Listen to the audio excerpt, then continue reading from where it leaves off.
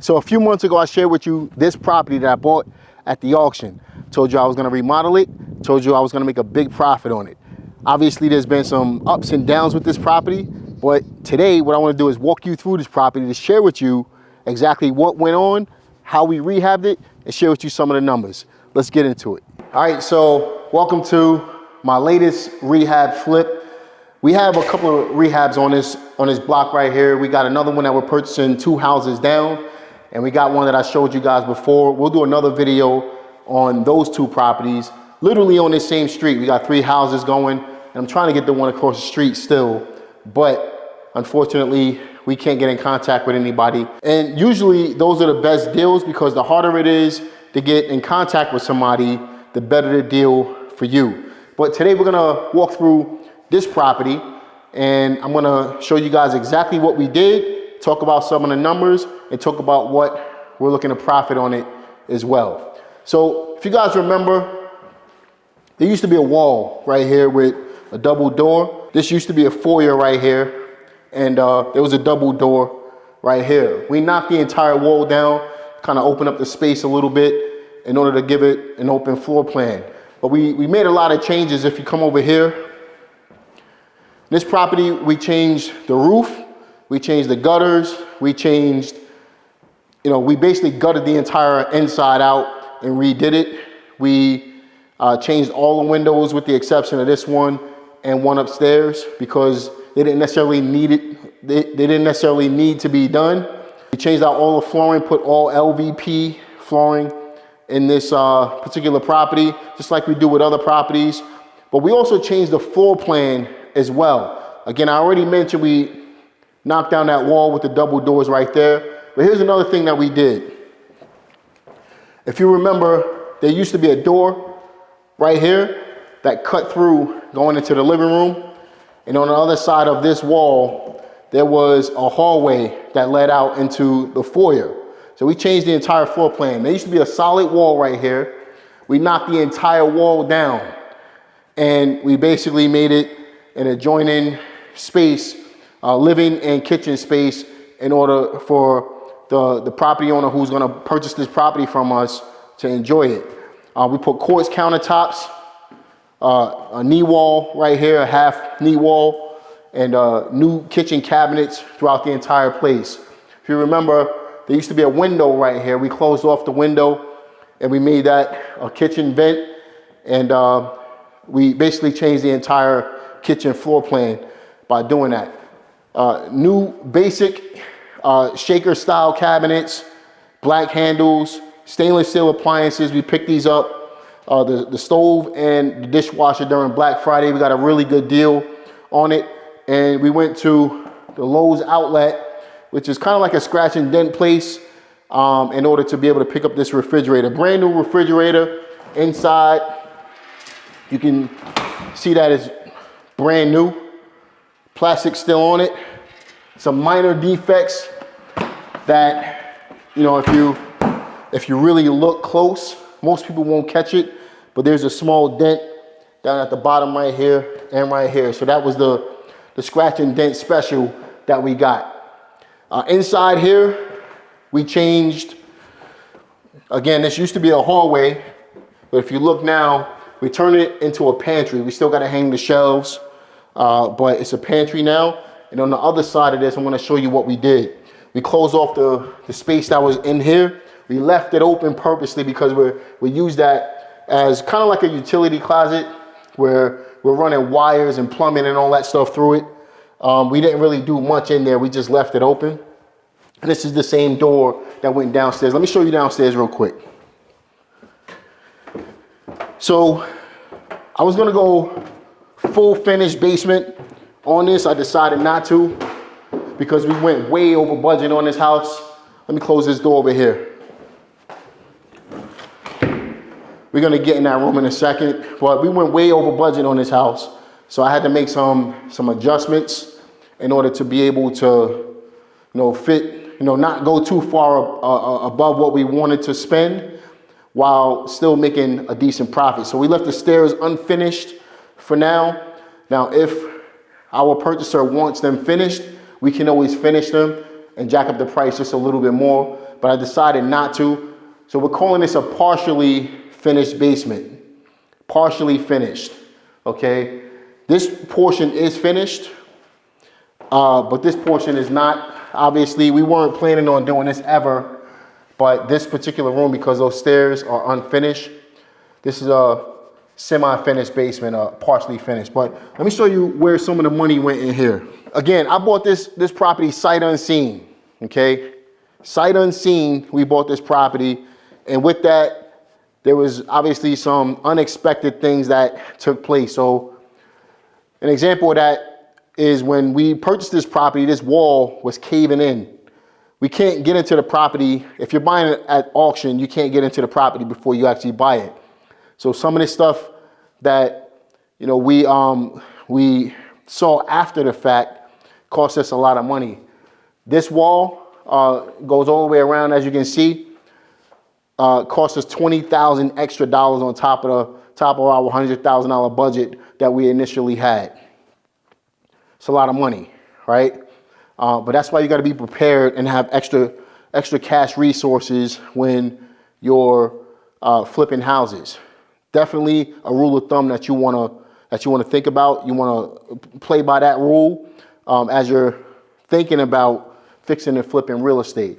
But we redid this entire wall. We had to do some of the foundation, as you can see right here, some of these columns, in order to be able to meet the code requirements.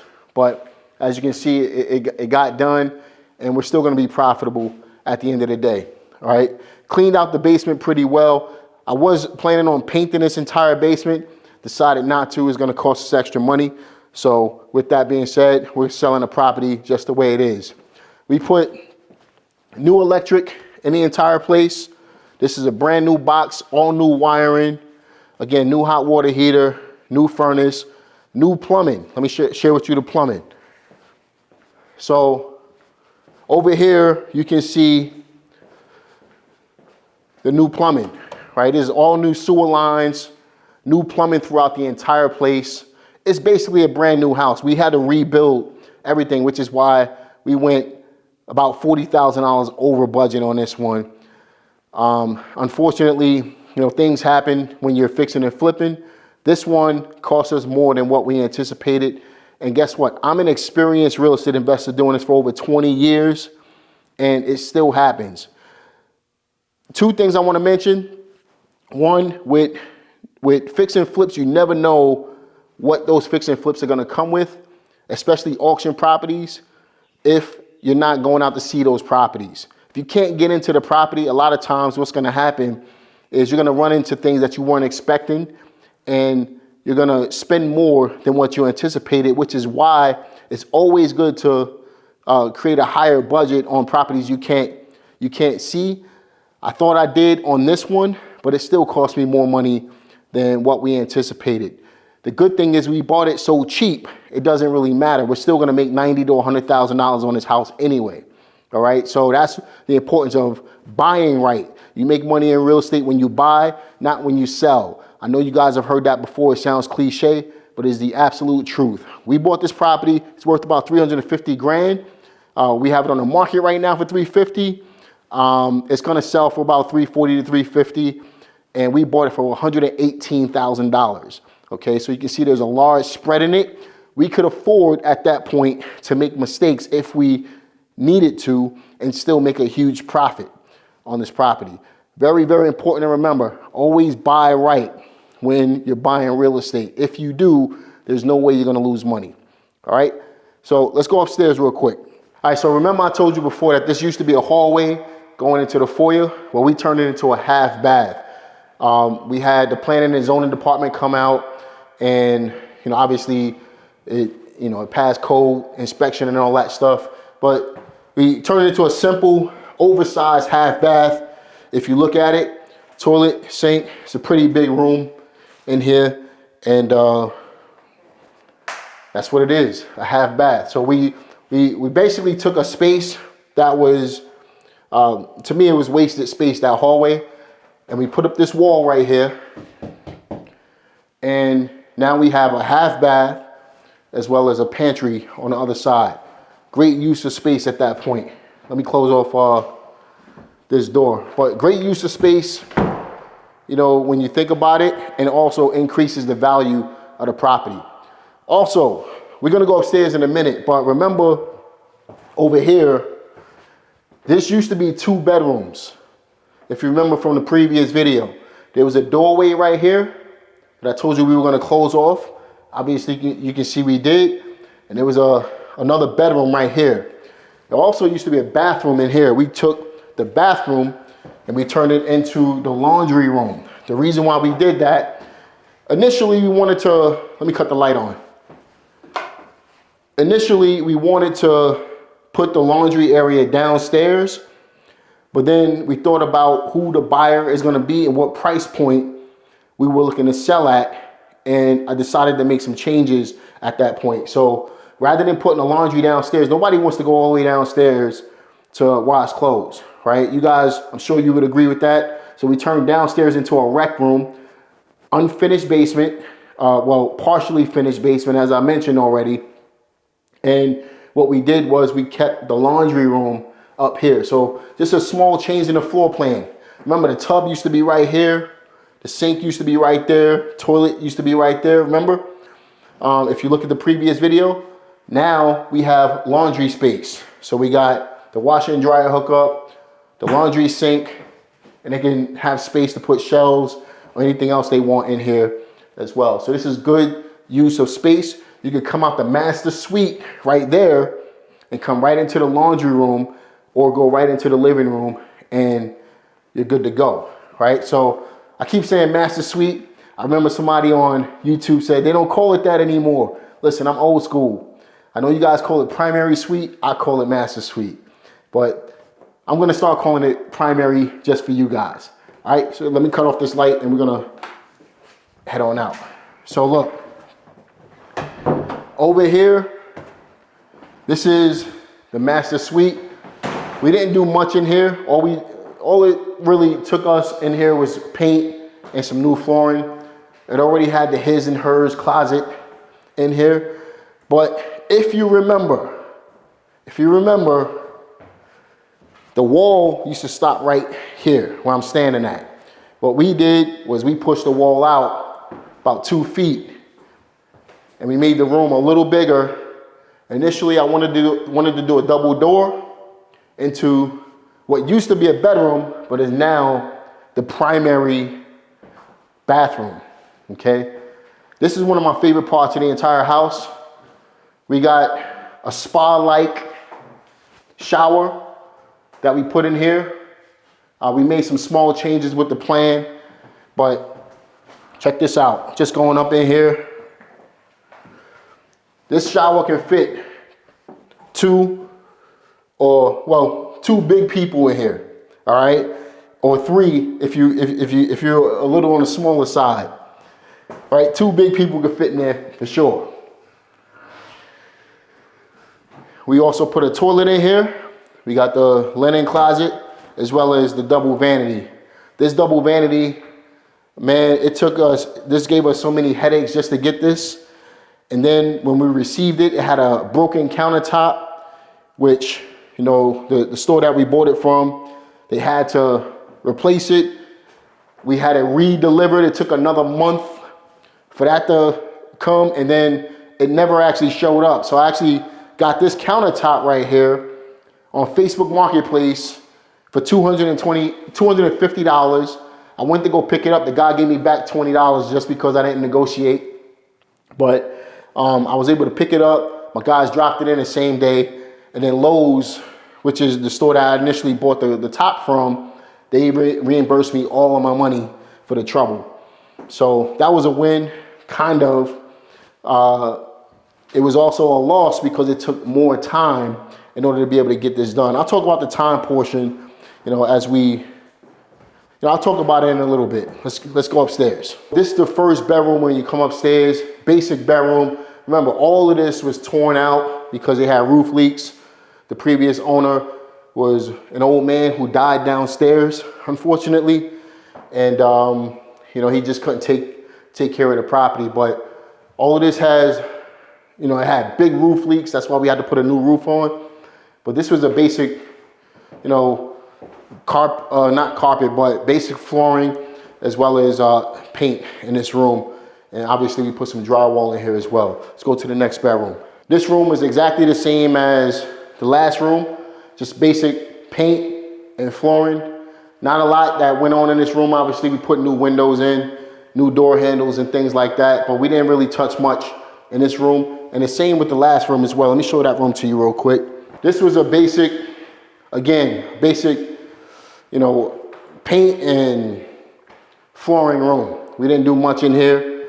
Obviously we changed out the windows and the door handles just like the other rooms, but it was real basic. And you know, that's what it is. But the major change up here came with this bathroom right here. Let me share this with you. So where I'm standing at, remember there used to be a linen closet right here. We closed the whole thing off, and the way the bathroom was shaped, the linen closet came out to about the end of this sink. We knocked the whole thing out and put the new vanity there. The old vanity used to be right here. The toilet used to be where it's at, and the tub stayed. We never took out this particular tub. All we did in here was we took out the entire linen closet, created more space, put a new vanity, new toilet, made the shower look great, and now you have yourself a new bathroom, a shared bathroom for these 3 bedrooms that are upstairs. So that's what we did up here. Nothing crazy, nothing special. Most of the money went downstairs because that's what's gonna sell the house. That primary suite, that primary bedroom and bathroom, the laundry room that's downstairs, the kitchen, all of that stuff is where most of the money went. And obviously you can see how nice that came out. Let's go back downstairs. That's the house. That's the flip. I hope you guys enjoyed what we did in this particular property. What I wanted to mention though was the amount of time it took for us to be able to get this done. I flipped houses in this particular city before, but that was 7, 8 years ago, to be honest with you.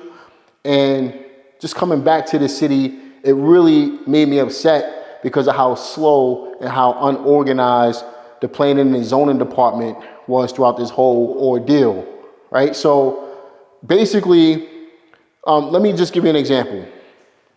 We roughed in the electric, and we wanted the planning and zoning department to come out and approve the code, approve what the work that was done. It took them 6 weeks. We contacted them constantly to be able to come out.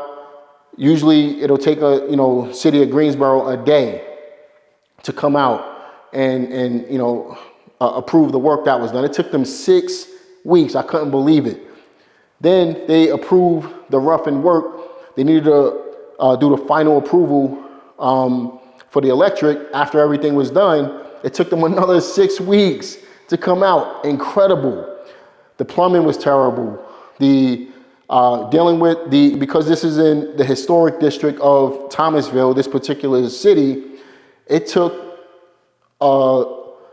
6 to 8 weeks for them to approve the changes on the exterior of the property.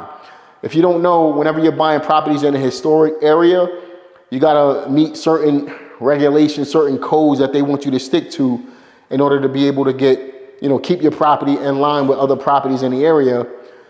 Just to get these people on the phone, emails and phone calls and everything, it took forever. It was terrible, right? And this is not my first time dealing with, planning and zoning departments, obviously, but historic districts. I buy properties all the time, but this particular city, this particular area, it just took us longer than what we anticipated. So not only did that cost me time, but it also cost me an additional $20,000 in interest payments because we had to extend our loans and we had to make more interest payments than what we anticipated. So that's where the other $20,000 came from. So initially our budget was about $100,000. We went $20,000 over with the foundation, but another $20,000 in interest payments. I know you don't necessarily count that towards, the rehab, but it cost me about $140,000 to complete this entire project and be profitable. We'll make about $80,000 to $100,000. You know, 100,000 gross after expenses, about $80,000 on this property. I was planning on making about 100 to 120, but unfortunately, time is of the essence on every project that you do, and it costs me money on this particular deal. But that goes to show you again, if you take anything away from what I'm talking about right now, that goes to show you that you really need to buy right, and you need to know what you're doing, have cash reserves, you know, have connections where you can tap into cash. Relationships are super important. You got to have all of these things in play. And that's why it's important that you learn the business the right way. Start small, but at the end of the day, you got to buy right. And if you want to learn how to buy right, keep watching these videos on my channel. But if you want real estate coaching, you can check the link in the description box in order to see how we can help you in your real estate investing business. Listen, I hope you like this video. Be sure to like it, subscribe, click the notification bell. Let me know what you thought about this property. How'd you like the finishes that we put into it, the before and after pictures? Let me know your thoughts in the comment section. And I look forward to seeing you guys on the next one. Take care.